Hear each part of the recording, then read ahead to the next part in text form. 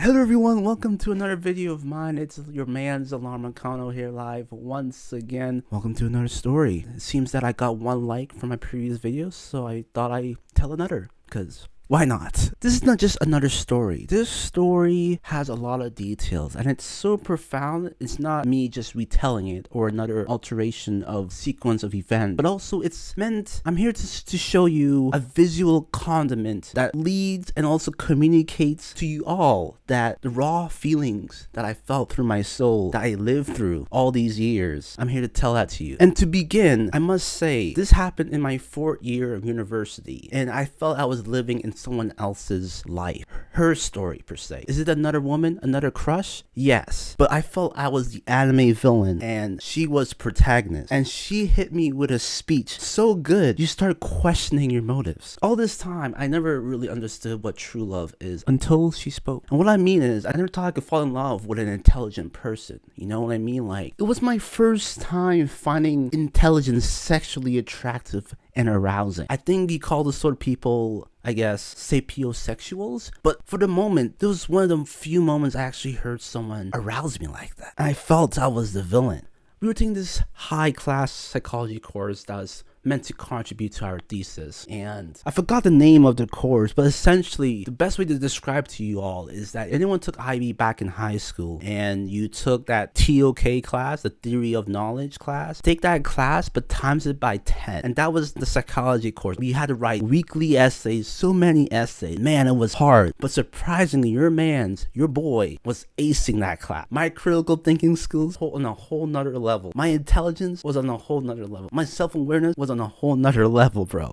This was my first time achieving an A consistently in a psychology course, and I was very happy. Essentially a big seminar, but we divide into these groups ever so often to discuss such topics, and these topics would have ranged to, I'm not sure, why does every sort of research findings come from America and all that jazz, and where we belong and how we function as a society, and asking really difficult questions of like, what is black culture, what is white culture? Because during those courses, those lectures, literally people had a hard time discussing those sort of topics, and literally half of the class were like, will miss that day because they know they'll feel uncomfortable talking about that stuff. But man, our professor that time was really good. I loved him so much as well. He was one of the best professors I ever met in my life. I forgot his name, unfortunately, but he was really good. He was always asking us and questioning our preconceived knowledge and the trauma that we had to go through. Obviously, I was like the only, let's say, colored person in that class. Actually, I can literally count on my fingers how many colored people were there. It was like at least 3 in amounts of 100+ students, you know? Maybe that's a bit too much, but, and also a lot of international as well. I met this guy one time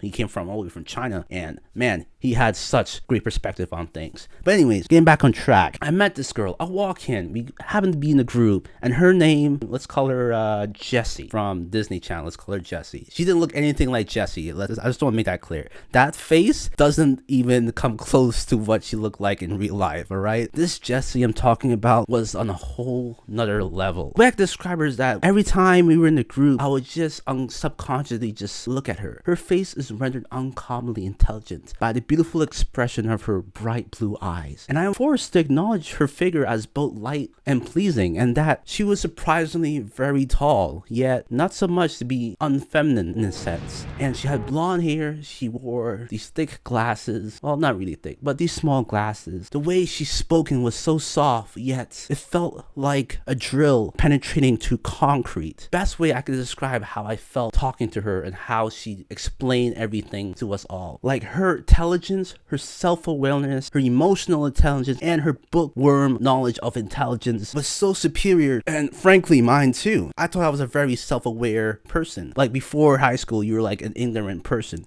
You come to university, you become a self-aware, ignorant person. But she was like something else. She was very self-aware, and every time I threw something at her, she would just sort of twist it around, back and forth, tug of war. So there's no arguing. It's just more of having such deep intellectual conversations that we would just question each other's experiences and question everything that we have gone through thus far. For example, it would be like, hey, I was thinking, if we all made of atoms and everything else is made of atoms, then why do we consider ourselves to be superior to everything else when we are simply just evolutionary successes in a world filled with other organisms of equivalent and sometimes superior success? And isn't it funny that power corrupts people? I mean, power should allow people to accomplish dreams, but those with power are often alone and have depressed lifestyle. Maybe this is because society projects an image of happiness that is not compatible with the biology of us humans. But since we are all so influenced by society, we find no solace except in this dream we call reality.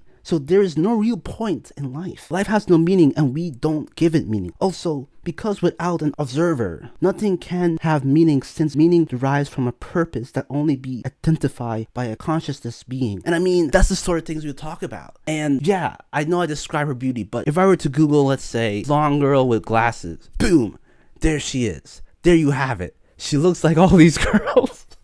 Sort of. She literally looks like a basic white girl with blonde hair and glasses. And you guys are probably wondering, oh, she just sounds like another basic white girl. Yes-ish. But in all actuality, if you may let me attempt to describe this person's true appearance at that time using actresses again, I would throw in a younger self of Kristen Dunst and a splash of Emily Browning for her interesting gaze and snarky demeanor, and then a splash of this woman's charm and smile from that movie Carvier or something, or I think she's from Teen Reacts. I forgot her name. And then lastly, for Chemical X, I will throw in Cameron Diaz because she's basically the infrastructure of her, and boom. But the moment she opened her mouth and the way she spoke was so profound that something happened in my heart. It cracked. I actually caught feelings for a friend. I accidentally caught feelings for a friend. And ever since that semester, we just having this sort of repetition, and we will hang out outside our classes. We hang out in the cafe and talk, get to know each other on a personal level. You just walk through the UC and just see things that were just random happening in the UC, like people singing, people dancing to religion stuff. It was just really nice. I actually felt calm instead of anxious being around her. And obviously she's like 6'2", I'm like 5'5", so I'm literally like breaking my neck looking up at this person. But she didn't seem to be bothered by that. She was a true human being, and I think she liked the short kings. I'm a short king, and I think she liked that. And ever since then, in the upcoming year during COVID, we just text each other back and forth,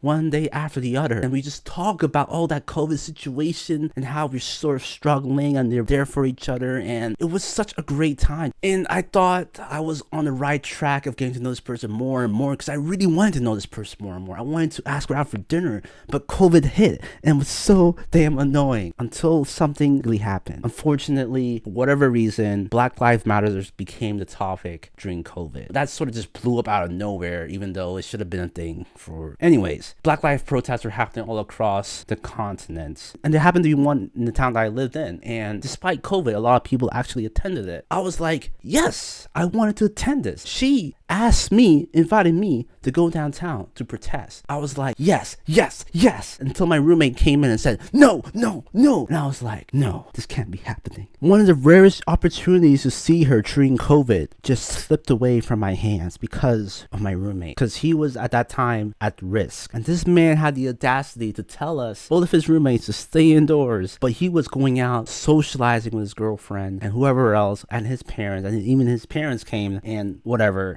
It was frustrating. Even my roommate went to the Black Lives Matter protest. But the thing is, he did a smart thing. He didn't tell any of us where he went until later. And I should have done that. That was probably the last time I could have seen her during COVID. But despite that fact, we were still texting each other back and forth. She was traveling back and forth through Barrie, I believe. And yeah, I could have seen her. Until one day, I'm not sure what happened, but she just stopped replying to me. I was sad. Not gonna lie, I was sad. I said, hey, how you doing? And then said, hey, again the next day. Just stopped talking. And I triple text. I know, I broke the rule. Never triple text, but I did that. And nothing, no reply. I thought we had a good thing going. And after discussing it with my compadres, seems that I took too long to do something about it. And yeah, even though it's just COVID, like, I guess I could have technically broke the rules, go and see her. But at that time, remember, it was so strict and everyone didn't know what to do. And my roommate was like freaking out in that time. Obviously, we weren't vaccinated, so I don't want to risk anything. So my self desire to self-preserve my health and everyone's health around me, I could have done something. That's one of the regrets I had also. We still follow each other on Instagram, I think. Maybe not. I don't know at this point. I haven't checked. I do have her phone number still. Maybe I should give her a call or text her or something, say how she is since COVID is sort of over by now, but not really. A sad realization that I had to came to, like, wow, this wonderful person literally just left my life, and I thought I could be part of her life, and it never happened. It never happened. So my message to you all short kings out there, people in general, if you want something in life, you have to believe it. You can do the impossible. And if you are into short or tall people and they don't seem to discriminate in any sense, really try. I know if that person were to say ew or ha ha ha ew, it fucking hurts. But I think we're adults now that I think our responses to the situations are more mature at that point. Pick up your dream and like strive for it. Because that's one thing I didn't do. I took too long in the talking phase, and she was single. I don't think she was looking for a relationship, but I think I could have, by her saying that she wanted me to do something, and I hesitated because I was just enjoying knowing each other through the talking phase a little bit more than actually just getting into a relationship, you know. And one thing, you know, ignorance brings chaos, not knowledge, and life's a bitch, but she was totally doable, bro. I don't think we had any bad beef or bad drama with her. If she's watching this in the future, I am so sorry. I wish I could talk to you again. Actually, you know what, I'm gonna text her right now, because why not? If she replies, she replies. If she blocks me, she blocks me. It is what it is.